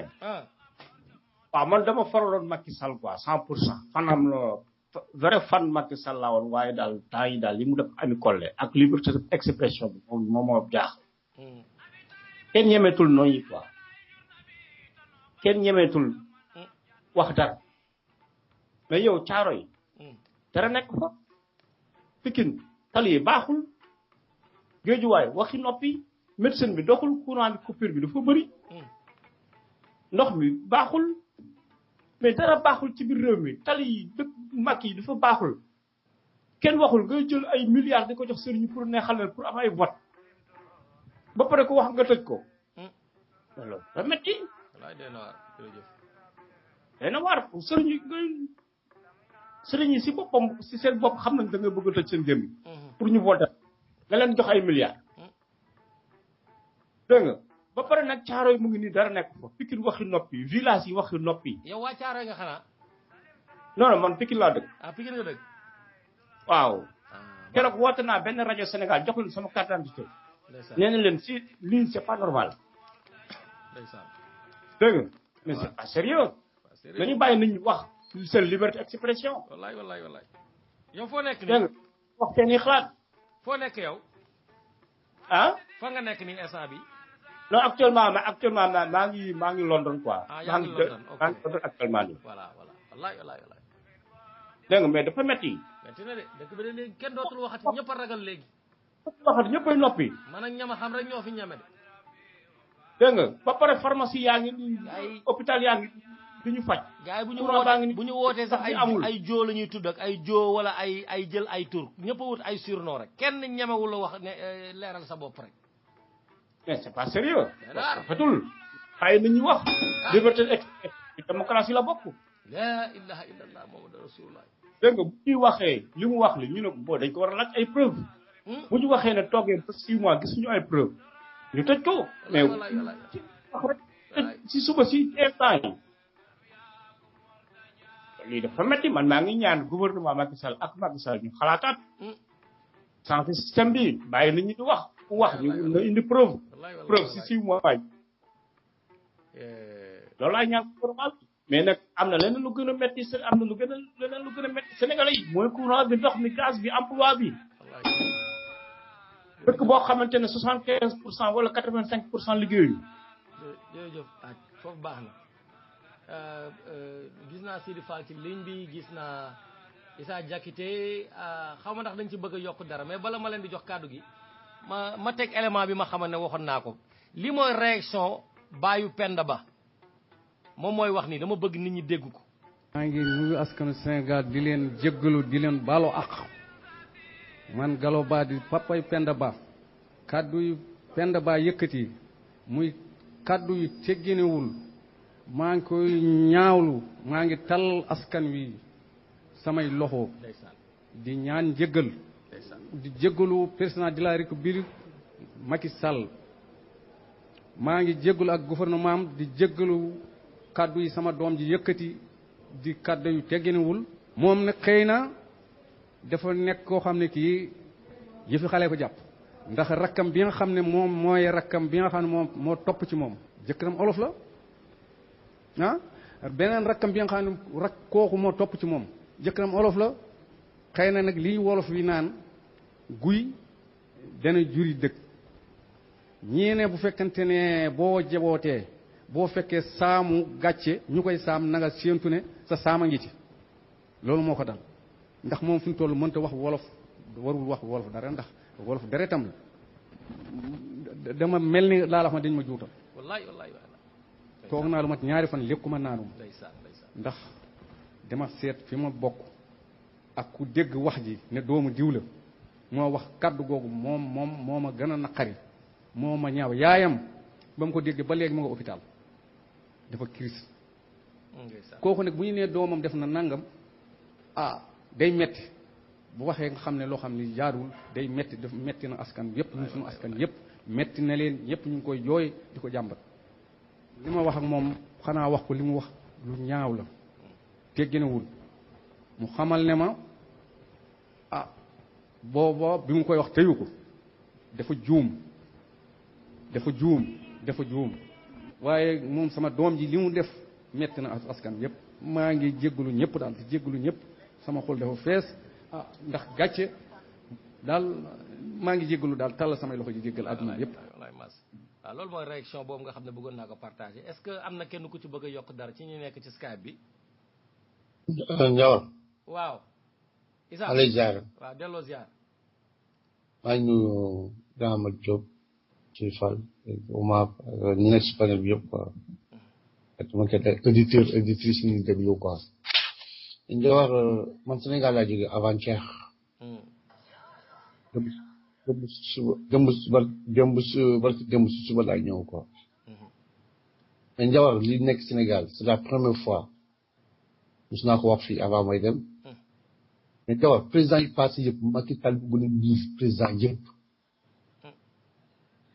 mos naa ko waxaat naa ko amoon na sa benn frère bu wax wala wax loolu ma ne ku tax laaj ma ne lu tax ma wax loolu ma ne ko Macky Sall nekk na premier ministre de l'intérieur assemblée dugg na askan Sénégal gis na Abdoulaye Wade lan moo tax Sénégal yi mere ko jëlee ko fii Sénégal jox la 65%. tey booy dem fenn ñu lay yuuxu booy dem fenn ñu lay sànni ay xeer war na xool boppam élection yi 65 moo ko faloon mais élection yi passé yëpp day wàcc di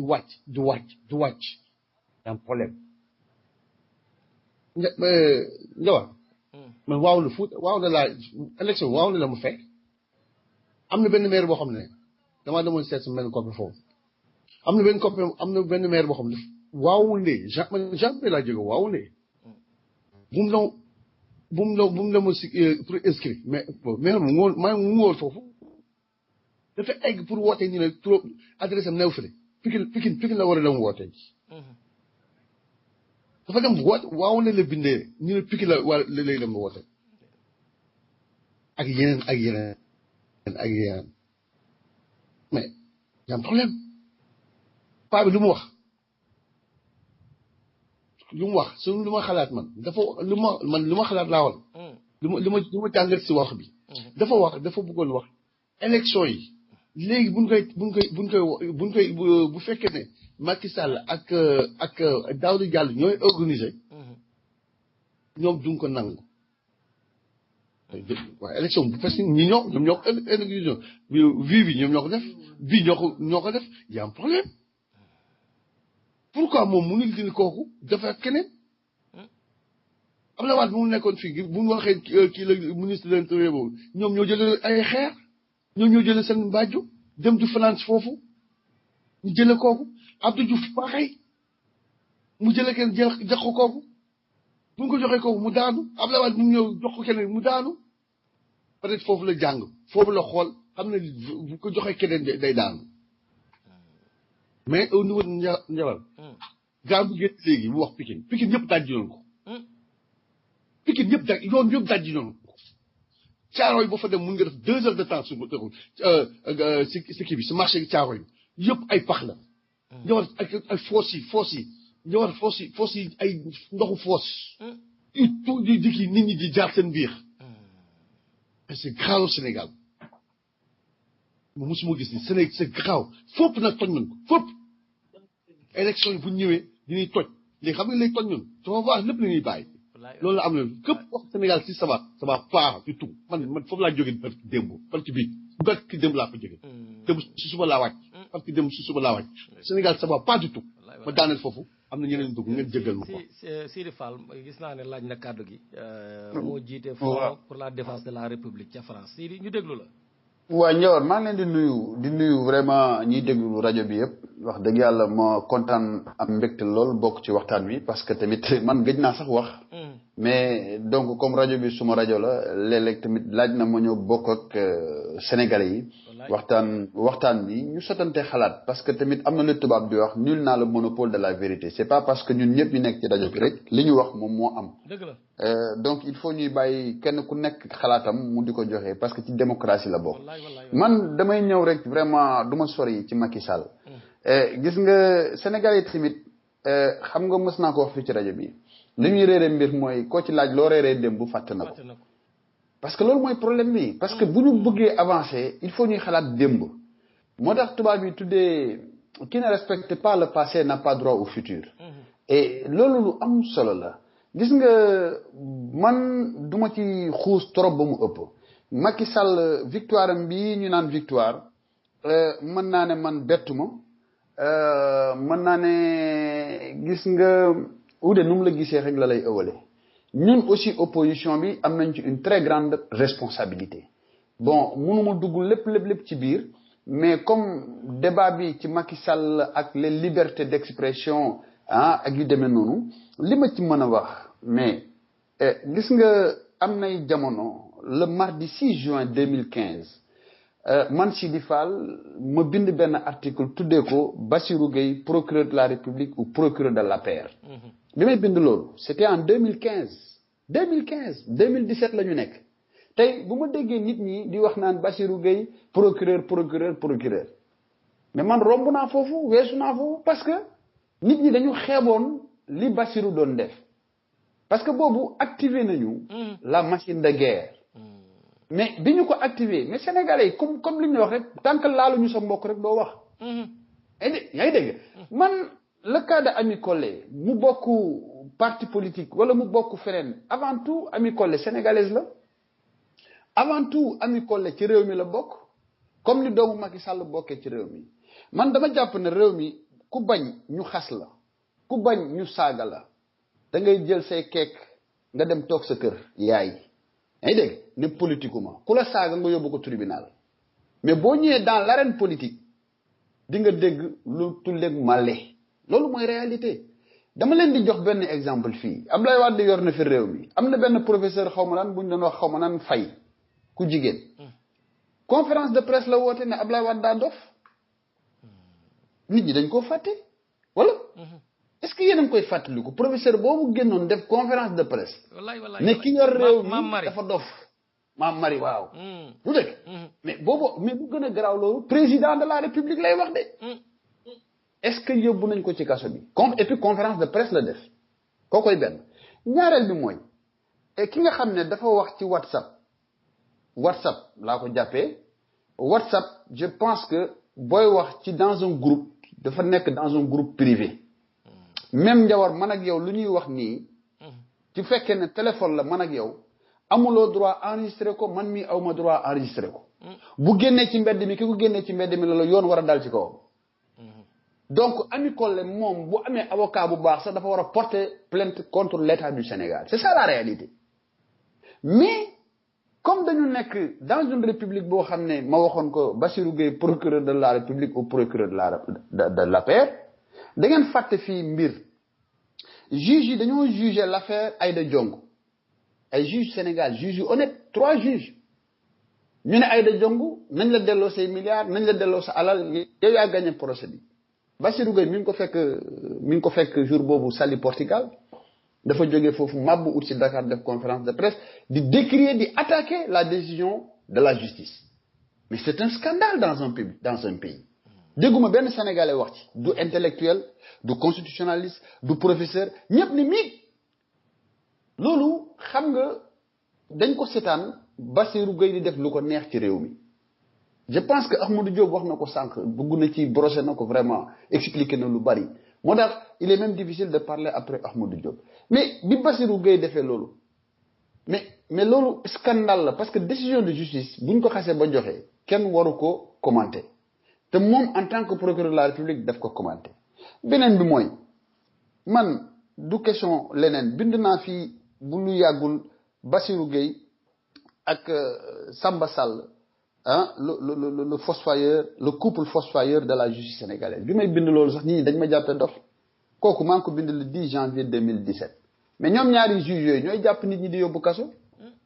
ñoom ñoo yóbbu Bamba Fall kaso ci xeex boo xam ne c'est dans un cadre politique du parti socialiste ani yoonu justice ci loolu ay dégg ñoom ñoo yóbbu Birakan kaso ñoom ñoo yóbbu Omar Sarr kaso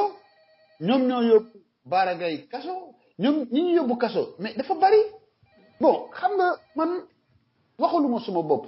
parce que dama bëgg nit ñi aussi ñu jóg parce que ñun ñëpp kenn ku nekk tey ci réew mi nga bokk am nga ci doole boo gisee réew moo dem ñu jox la carte nationale d'identité Angleterre rek moo amul carte nationale d'identité dans le monde mais réew moo gis am na carte d'identité mais carte d'identité moom mooy sa droit politique ak sa droit civique su fekkee nag ne réew mi ci boppam mënuñoo jox les Sénégalais carte nationale d'identité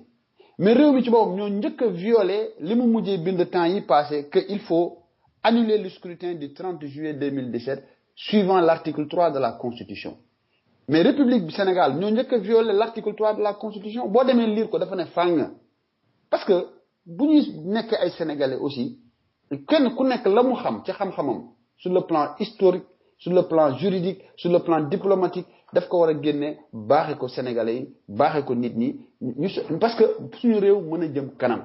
ñu éviter xuloo xeex parce que xuloo ak xeex ak saaga wax dëgg yàlla jëmalewul kenn kanam moo tax toujours may wax le comment dirais-je le droit d'idée doit primer sur la violence baaxul kenn bëgg ko man dama jàpp ne tey jii constitution bi moom moo ñu may sur les 6 254 000 Sénégalais inscrits parce que ñooñu ñoo dem rang jël seen pexe ñu bindal leen récépissé conseil constitutionnel ne ku am récépissé mën ngaa dem voter ji ñooñu indi seen récépissé ñu ne leen bokk leen ci liste bi ba pare yow mi nga xam ne inscrire nga mais tamit joxuñu la sa carte nationale d'identité ñu ne la mënuloo voter ñooñu bi ñu leen xaymaa toll nañu ci 3 millions de Sénégalais et plus alors léegi bu fekkee nag ne ñooñu réew mi ñoom ñoo leen écarté du système électoral parce que loolu mooy dëgg ils ont été écartés du système électoral du seen coobare léegi ñooñu leen écarté bëgg organiser ay élections mais élections yooyu mënut a nekk loolu tax ma jàpp ne bokk tamit te ñuy xalaat ne dafa am sénégalais yoo xam ne ñoo voté pour élire une assemblée nationale ñoo am d'autres sénégalais la moitié plus nombreuses que l'autre moitié ñu écarté leen du système électoral mais 2 poids 2 mesures mënul nekk bon li ma fi may terminer aussi vraiment di ci dellu si mooy liberté d'opinion liberté individuelle xam nga ñun je pense que Macky Sall wax dëgg yàlla ñun dañ ci am responsabilité ñun jeunes yi ñun sénégalais yi fépp fu ñu munti nekk kenn ku nekk tu es libre nga bokk ci parti bu la neex mais dañu war a xool intérêt réew mi balaa ñuy xool suñu intérêt personnel parce que suñu intérêt personnel moo indi tey jii cacophonie bi am ci réew mi yépp et je pense que Sénégal benn bopp la kenn mënu ko xar ñaar te keneen du ko xar ñaar te man jàpp naa ne muy wolof bi muy tukulóor bi muy séeréer bi muy naar bi muy ñëpp ñun ñëpp on a toujours vécu en symbiose la preuve Senghor président de la République du Sénégal pendant 20 ans avec une femme catholique et étant chrétien a gouverné le Sénégal pendant 20 ans sans aucun problème Abdou Diouf musulman femme chrétienne pendant 19 ans aux affaires musuñu am problème yaa ngi dégg Ablaye Wade musulman femme chrétienne pendant 12 ans on n'a eu jamais de problème de ce genre Macky Sall juróomi at dong la bariwul man je pense que tey jii Sénégalais bu nekk war na mën a jël responsabilité am ñu wax tey jii ak sur maanaam suñu justice su réew parce que suñu justice su réew ni ñu ko tëggee lañ ko war a xoolaat tuddee ko ñu defar ay états généraux parce que suñu justice su réew moom moo fal un roi wax nga ko léegi bi ngay débuter sa émission nee nga président ku ñu tëj da ngay dem ñaani ji président pour ñu bàyyi ko ku ñu wax nga ko léegi ci émission bi du dëgg kon donc tout est entre les mains du président de la République et qui devient président de son propre parti politique yaa ngi dégg et son propre parti politique qui a un électorat aussi qu'on connaît xam nga day doy waar dafay doy waar man dama jàpp ne réew mi nous devons la reconstruire dans la paix et dans la sérénité mais aussi dans la responsabilité de tout un chacun parce que li fi xew doy na waar jéggi na dayoo parce que man jàpp naa ne rajo bi tey ci may nañu encore une fois ñuy sottante xalaat mais nañu xool kii di Bassirou Gueye ak kii di Samba Sall parce que ñaar ñooñu tey ñu bari duñ ci wax parce que ñëpp a ngi wax naan Ami Collé ak Penda Ba ainsi de suite mais ñii jàpp ñaar ñooñu je pense que tey ji ñooñu débat man dama jaaxle sax parce que dama dégg ñu ne DIC moo leen doon wër jàpp na leen dans les 48 heures man li ma xam ci direction des investigations criminelles brigade bu toll noonu pour man ay délinquants financiers la war a dem di wër guddi ak bëccëg yaa ngi dégg mais pas des citoyens yoo xam ne qui sont misérables qui ont même du mal à joindre les deux bouts maanaam pour mën a am ndekki ak añ ak reer ñooñu nga fekk leen xalab leen bëgg leen jël yóbbu kaso et puis kaso dafa am yoon dëkk yu mag yi ba ci France ba ci États-Unis soo jàppee nit mu def benn affaire boo xam ne dafa méngagu yoon am na lu ñuy tuddee avertissement bi mooy boo ko woowee commissariat ba déglu ko ba pare du dëgg nga ne ko lii ba defati yaa ngi dégg te buñ la woowati commissariat jógal nga dem ñibbi mais première fois nga ne ràpp ci biir am nga loo ci jublu loolu nga ci jublu nag man j'interpelle encore une fois le président de la République Macky Sall j'interpelle son gouvernement j'interpelle aussi tous les Sénégalais nañu teg yoon dawal yoon parce que yoon ci la jàmm xaj yoon ci la développement di am yoon ci la lépp nekk boo jëlul sa mbir nag tegoo ko ci yoon am na lu waykat bi wayoon muy Alpha Blondy qui règne par les armes périra par les armes alors bëgguma ñu yegg foofu ndax suñu réew duñu ko tabax ba mu yegg si fii wax dëgg yàlla ñu di ko yàq te réew mi nag ñun ñoo ko war a defar te ñu ngi koy defar à travers ci waxtaan yu mel nii mais lépp ñu teg ko ci njëkk ak teraanga ak respect ak aussi responsabilité loolu rek laa mën a wax Njawar di leen gërëm di leen sant te xam ne aussi réew mi ñoo ko bokk daal. bu ma waxee lu ëpp mais benn question laa la bëgg a laaj rek bala ñuy ñëw jóge ci waxtaan des nañu 13 minutes. oui. conférence de presse bi manko coalition bu Abdoulaye Wade bi wattu Sénégal. dañu ne élection yoo xamante ne Macky Sall moo koy organiser ak Alassane Amadou Daouda Diallo. Abdoulaye Daouda Diallo. ñoom dootu ñu bokkati ban interprétation nga ci def est-ce que dañuy bañ a nekk candidat ne bokkuñu rek yow ban jàng nga ci def ci loolu yow xam nga yàlla sax damay sant yàlla parce que avant conférence de presse bi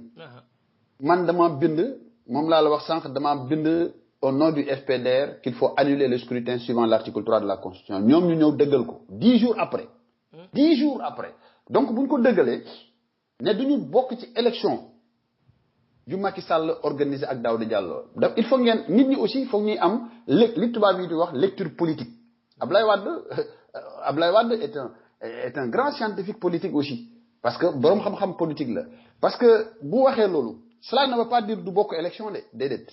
il faut ngeen jàng wax bi mooy lan mooy tey jii ñëpp xam nañu ne Macky Sall moo fi voté référendum bu yàggul utal opposition statut opposition bi tey jii xam nañu kan mooy le leader de l'opposition aujourd'hui ñëpp xam nañ ko le leader de l'opposition tey jii c'est la coalition Wattu Sénégal dirigée par Abdoulaye Wade et que coalition boobu quel que soit Alpha coalition boobu loo bëgg a tëgg ci réew mi mais il faut nga toog waxtaan ak ñoom soo amul consensus ak ñoom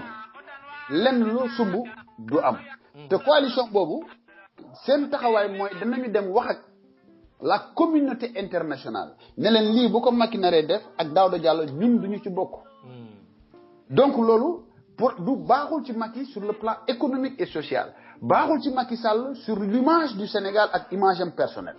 donc Abdoulaye Wade il sait très bien. Et puis, vous voyez aussi, c'est pour dire aux Sénégalais, on n'a plus de république et on n'a plus de démocratie. Il faut nous dire, c'est pas parce que beaucoup de nous,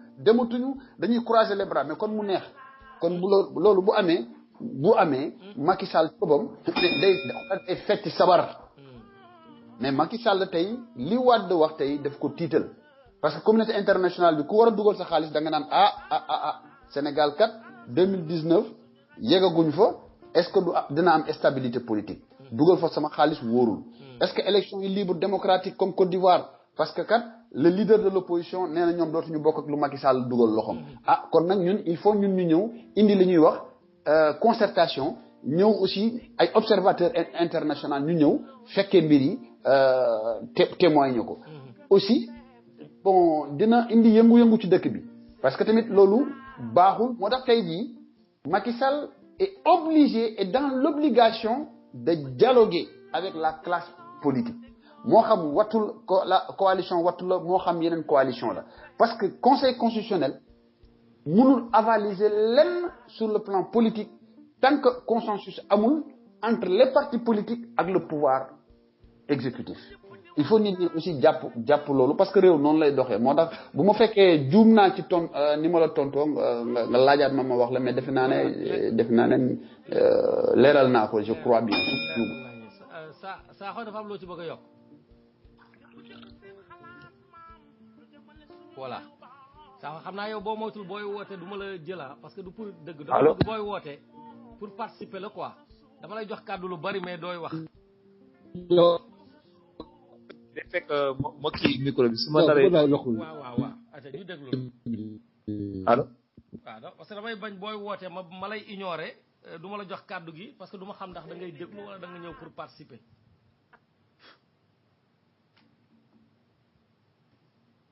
allo Sakho Arona voilà mbokk yi defe naa loolu foofu la ñuy ñëmale waxtaan wi tey leen jox rendez-vous inshallah altine ci beneen émission di gërëm Sidi Fall ci leeral bi nga xamante ne leeral na wax jooju nga xamante ne moom la Abdoulaye Wade def ci conférence de presse bi di gërëm Ahmadou Diop ak mbokk yi nga xamante ne yëpp woote woon nañu tey pour participer ci émission bi di jégalu képp koo xam ne dégg nga fi loo xamante ne neexu la ñu ngi lay jégalu di leen jox rendez-vous inshallah altine jërë ngeen jëf Sénégal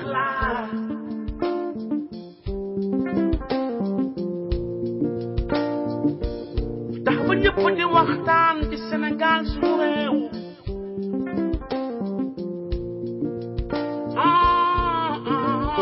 lu jëmale suñu réew kanam loolu mooy lu wóor ñëpp joxe seen xalaat maam lu jëmale suñu réew ba suñu gaal gi moom du mës a suux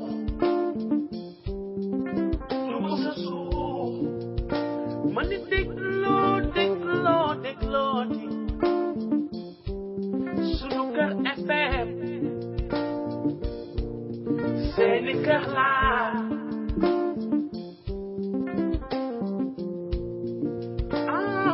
sama gaa ñi dégloo di sunu kër FM sunu rajo laa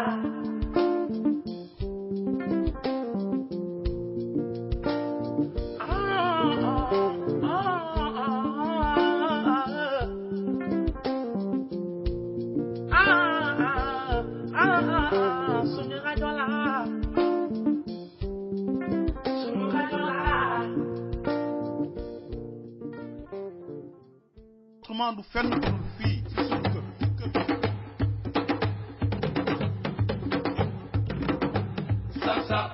kon ngeen xam ne moom mosuma bañ a sóoraale ci lenn te jiituwuma fi ëppuma fi xam-xam donc loolu mu koy def ba yàlla def mu yóbbu ma def ma directeur général Petrosen ñu toogati diir mu woo ma pour yóbbu ma ministère de l'énergie des mines et de l'hydraulique première rentrée te amu si lenn lu ma ko laaj chaque fois mooy woo ñëw ne ma Macky je veux que nga dem fii bi ma demee énergie mine ñu dem accident bi am mu tegal ma équipement mu nekk surcharge bu 10 ba ñu ci génnee Idrissa Seck di former gouvernement moom moo ma woo bureau la première fois ne ma toogal di defar gouvernement boole ma ci pour ma koy jox xalaat ci koo xam ne ministre nga pare laaj ma loo ci bëgg ma ne ko loo ma si jox baax finalement ma ne ko kon xanaa ma des fi ma newoon muy miin ak yeneen ndax maa ngi la ciy liggéeyal te yaakaar naa ni secteur la boo xam ne je me sens à l'aise mu ne ma kon je vais te mettre ministre d'État parce que ça anoblit comme ça tu vas être premier sur la liste après le premier ministre loolu la ñu nekkee dénk ma cadre parti bi ñuy dem di dem ba jëmmi jamono mu woo ma te loolu aussi dañ ko war a leeral pour l'histoire keroog assemblée nationale boo gisee ñu def li ñu def dañu bëggoon wane ne itam tey jii assemblée bi sa assemblée la les députés sont derrière vous et soutiennent le processus de l'organisation de la conférence islamique et c'est à l'unanimité majorité comme opposition que la ñu voté cette résolution ñun si loolu la ñu nekk ñu si leneen. c'est vraiment ki ni nga wax parce que addina bi ko doy waar su ma seetee ba ne kii laa bëgg a dénk lii. waaw bu seetee di seet ci Sénégal yi ba ne kii laa bëgg dénk lii. yàlla ak man rek moo ko xam. ne kenn xam ko pour suba dor ko tala. ñii nga xam ne nag da nga leen fi fekk ma jox la poste bi. ñii nga fi fekk mu jox la poste bi. damay seede ni amul kenn ci ñoom. ne. man daal mu jox ko lii. ne kor yi nga fekkoon ci parti bi du rek yàgg noo ngi nii toog waaye nag amul kenn kuñ mës a jox bëgg bu tëb ne bu recevoir la ne ko lu tax nga jox loolu may. danañu ma jaaxal. ne bu ko defoon jaaxal. ma leen man wax lii wala lëleel. du leen wax lii wala lël. lu dul sama bëgg-bëgg bopp rek. lu dul rek sama bëgg bopp. yàlla moo ma xiir rek ci loolu man def ko te yàlla ma ko sant. mënu ko expliquer am na ñu xam ne woon dugg seen bopp. moom ma xiir ci loolu. ah président ne waaye nag yàlla ko xiir ci loolu. mu waxtaan mu ne ma léegi je veux que tu ailles au ministère de l'intérieur en tout cas président intérieur bi xaw ma lan la woon mais dama ko ragal kon loolu dëgg wax dëgg yàlla xam dafa xaw a diis parce que man daal technicien laa te daal si laa gën a nekk à l'aise mu ne ma daal il faut que nga dem foofu parce que loolu moo ma gënal ak bu dee moo la gënal man amatuma choix man avec votre soutien je suis sûr que je réussirai. C'est comme ça que j'ai été nommé ministre d'État, ministre de l'Intérieur et des collectivités locales et porte-parole du gouvernement. Ku la defal lii yëpp ndax am nga payam